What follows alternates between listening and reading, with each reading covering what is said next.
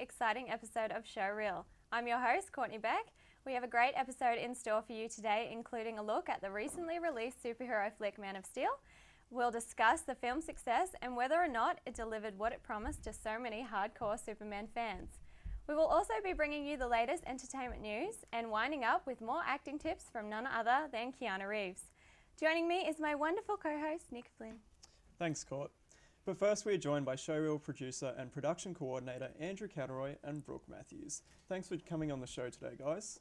No problem. Now, first of all, I just want to ask you a question. Obviously, producer is a very key role in the production of film and TV shows. Can you give us an outline of what they do, what it entails?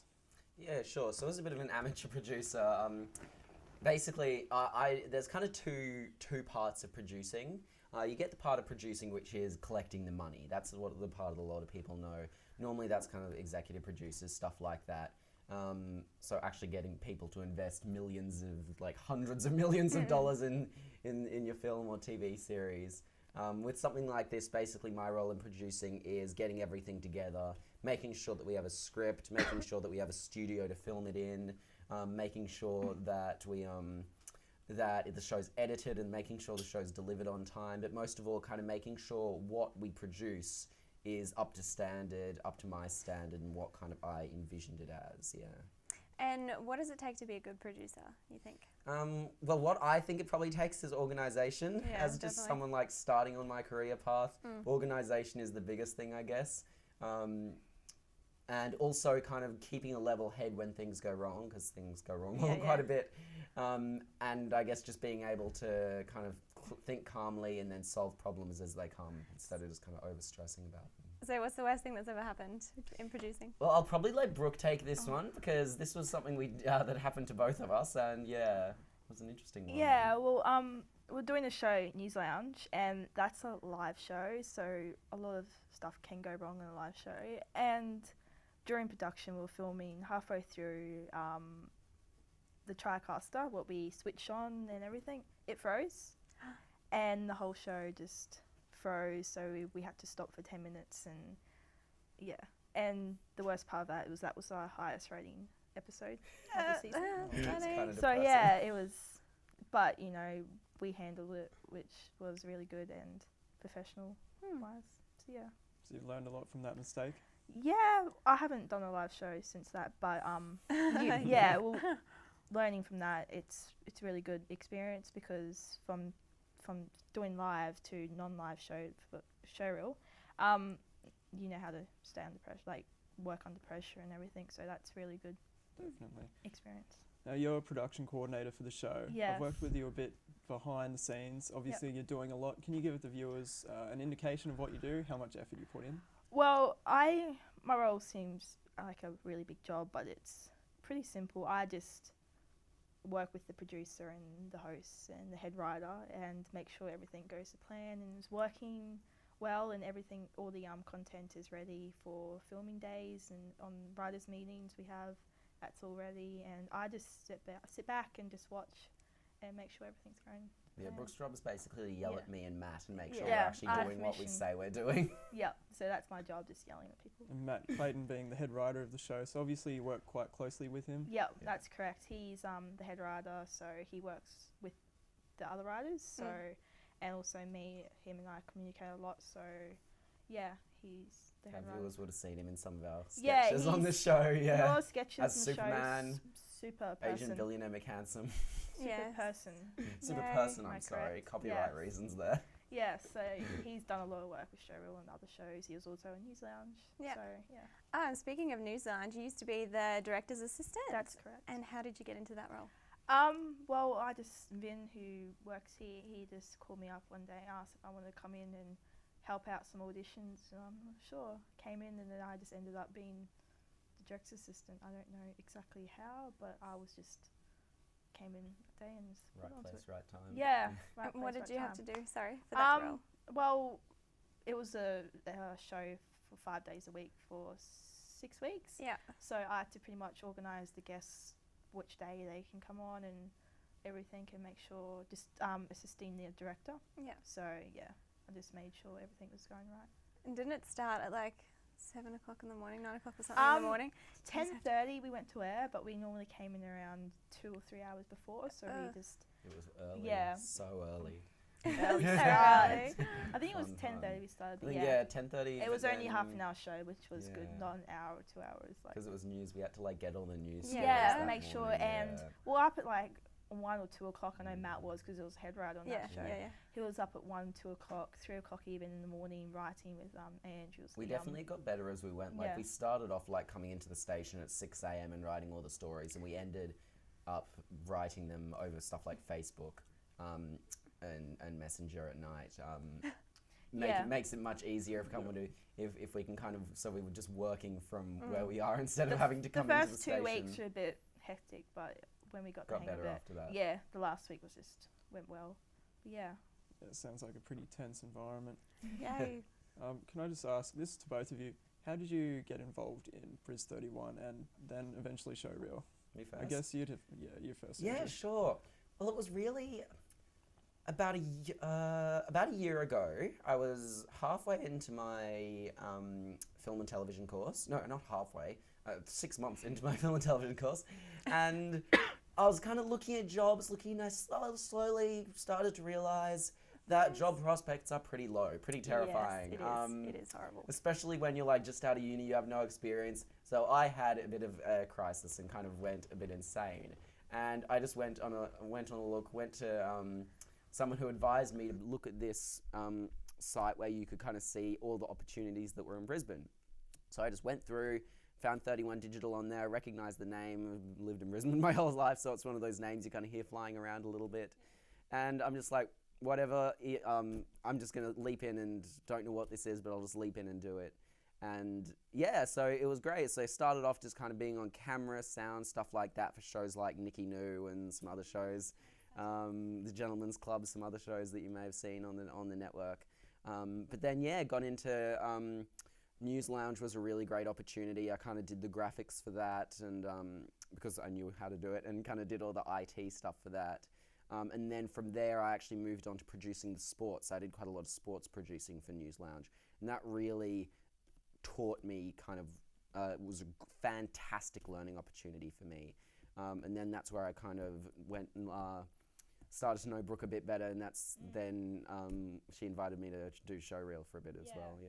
So I've done quite a lot of shows with him. I did Nic and Gentleman's Club. I also do the late night show with Scott, and I just take pictures. That's all we have time for at the moment. We're just going to take a short break. Stay tuned.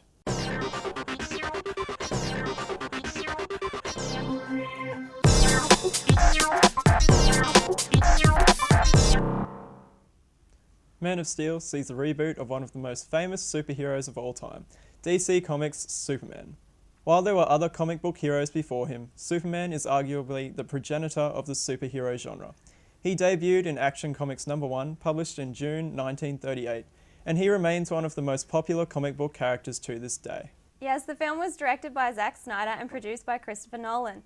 The modernised adaptation of Superman stars Russell Crowe, who is featured in the prologue riding a dragon, and as the father of the remarkable boy played by Henry Cavill, who realises at a young age he's not of this world. An original take on the popular Superman plots, the multi-million-dollar blockbuster has received admiration so far for its original storyline. But has it impressed the dedicated fans? I guess, first of all, guys, did we like it? Personally, I did, but I'm like the least harsh movie critic ever, so I'm not sure if I'm a great judge, but I really liked it. I actually want to see it again. I thought the action sequences were fantastic. I haven't seen anything like it, but I felt the story was good. I just felt a little bit distracted by certain religious undertones. I didn't even notice that. Yeah, I didn't even notice that either, but No. like when I look back at it, I see what you mean.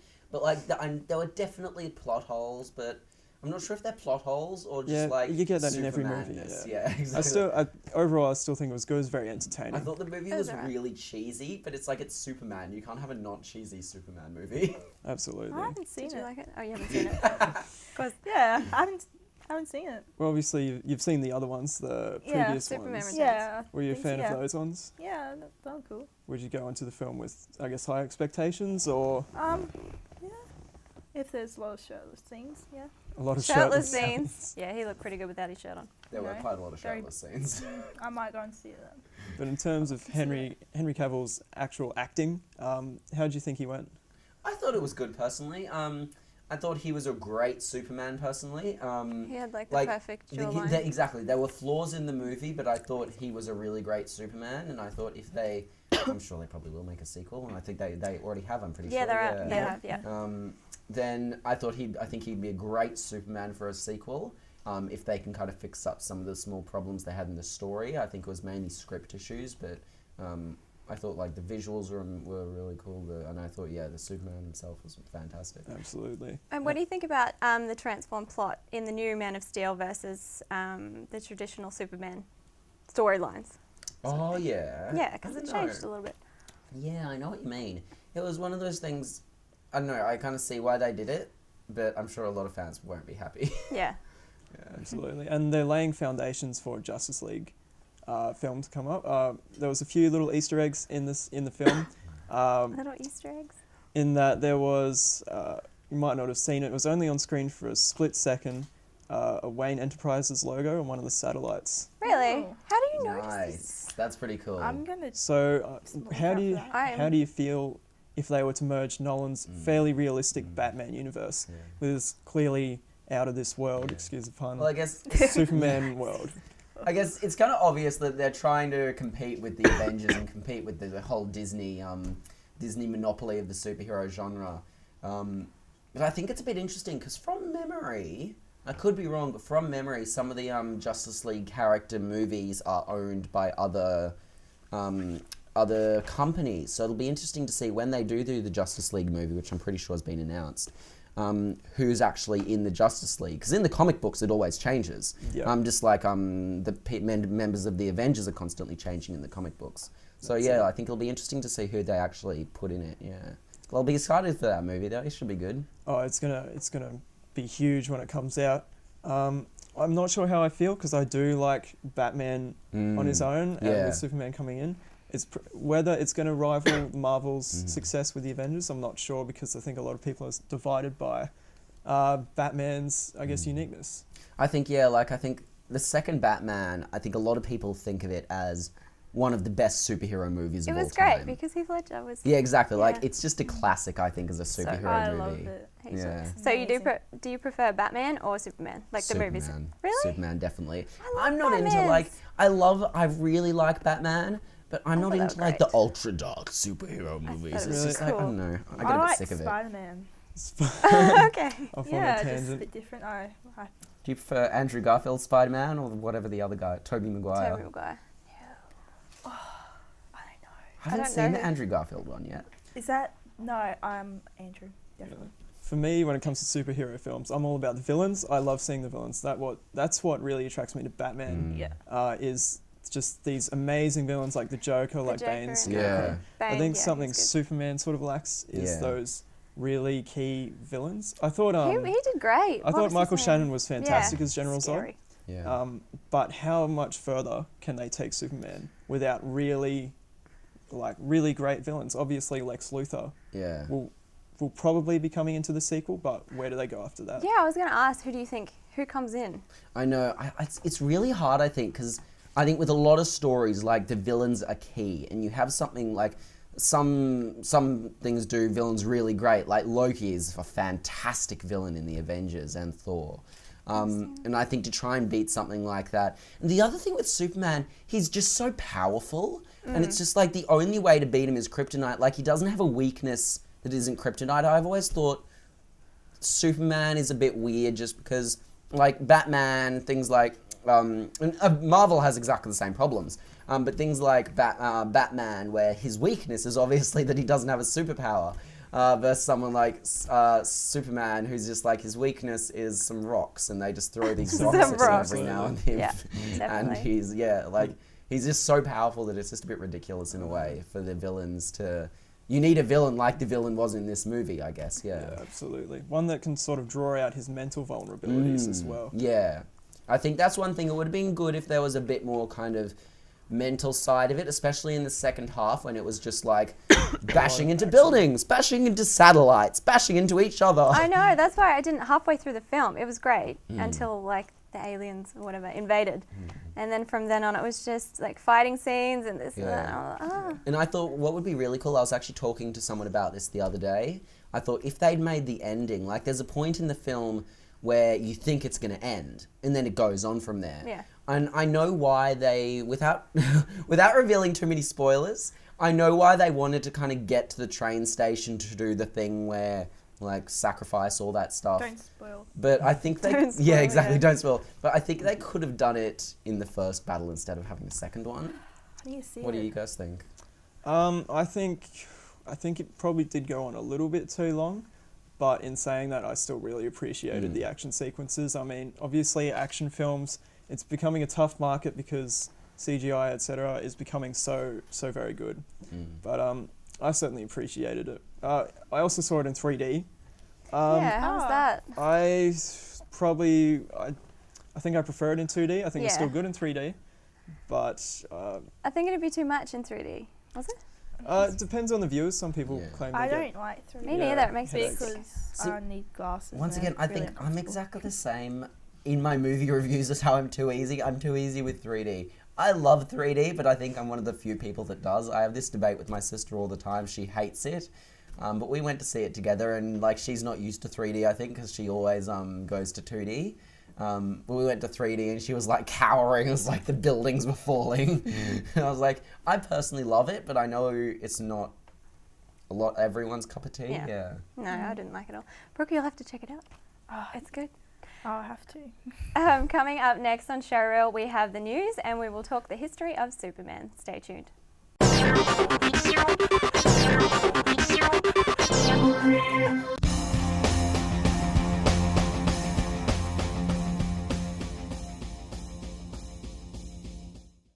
Welcome back to Showreel. Guillermo del Toro, director of Pan's Labyrinth and the Legendary Studios, are worried about their monster mashup Pacific Rim.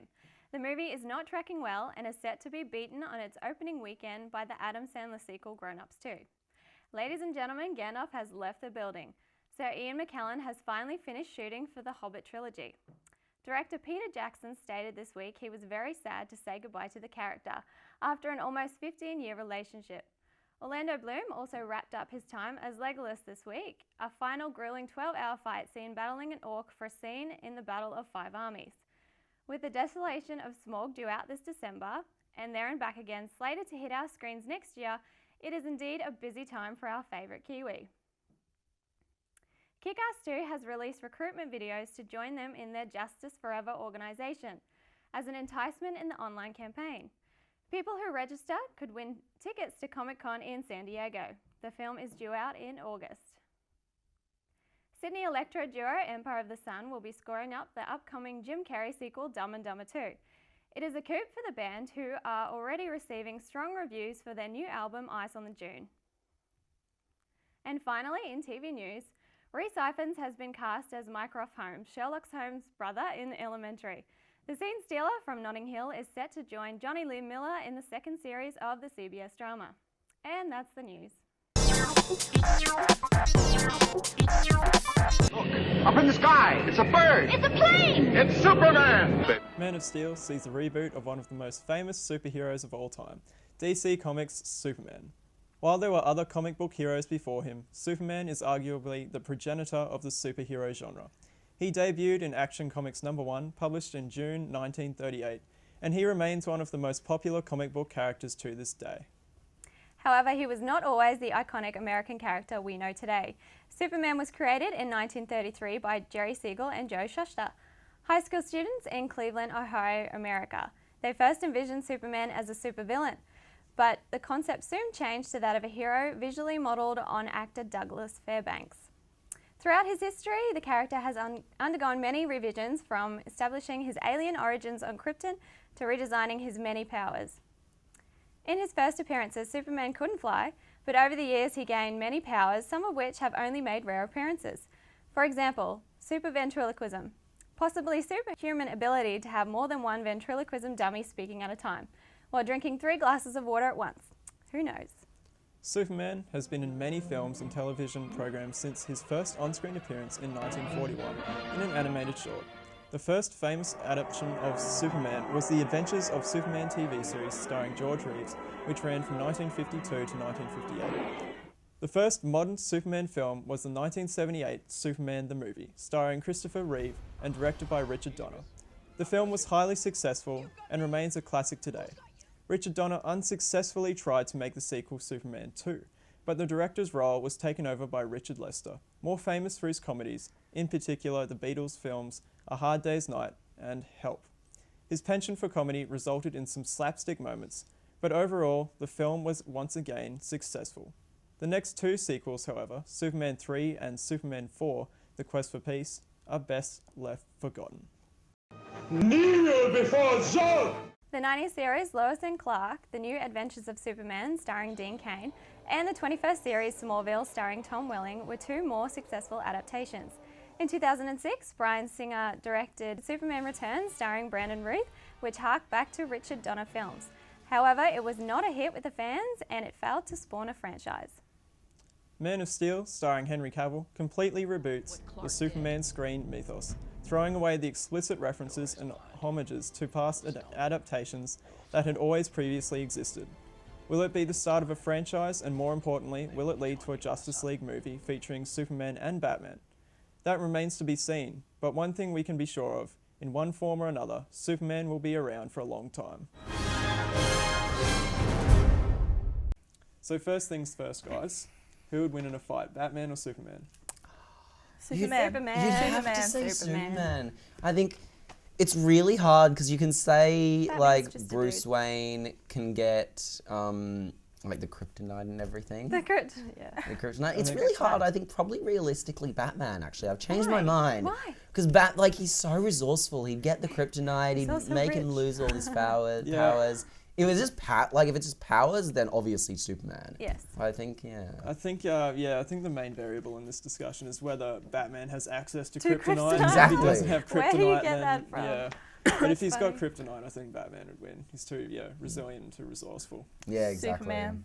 I know, me Superman. too, Superman. Just Superman all the because. way. Even with Batman. Yep. Superman. Oh I'm no. just gonna go. What?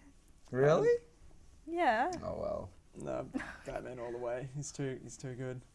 He took down Bane and like an army of people. Superman's got all his powers and he Army still of struggles.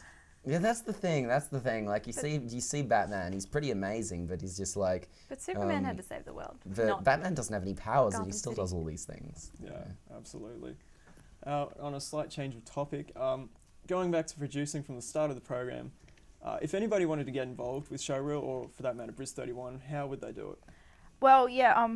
First off, they have to do a volunteer course, which is at the station. It's a day course, so if you want to get more information about that, you'll just email Vin, who's in charge of that. The email will be on the screen down there. But yeah, just email him and ask him for more information about the volunteer workshop, and then you can work alongside us and work with Showreel. Lovely people, yeah, and other projects. And if you're here long enough and you're actually good with your job, you'll probably end up producing a TV show. You can be on the couch with us. Yeah. Well, unfortunately, that's all we have time for this week. Thank you so much for joining us today.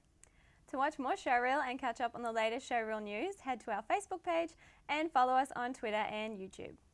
We leave you now, not only with the last episode of Acting with Keanu Reeves, but as hosts. Next week, we will have two brand new hosts bringing you more Showreel. See you then. Bye.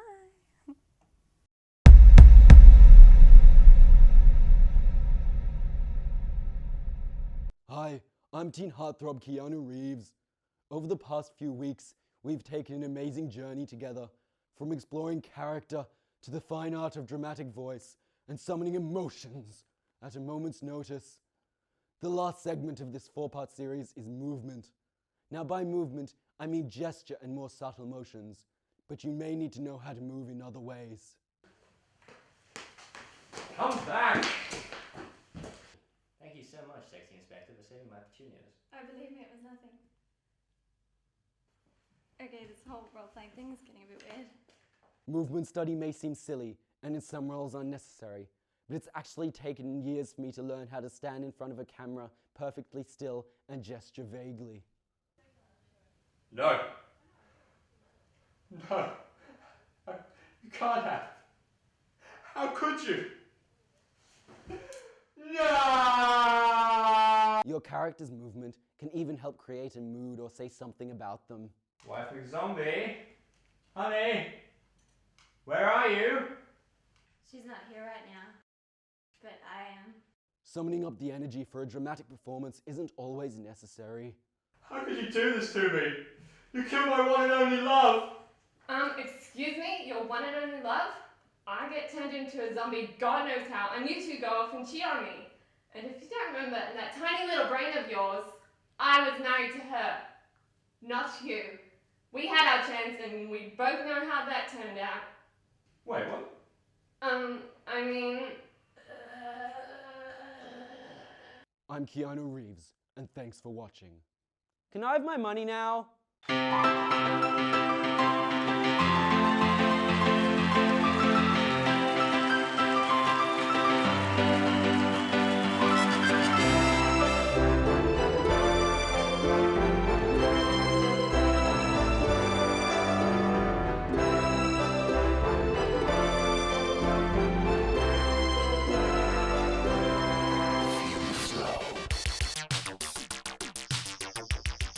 This thing on?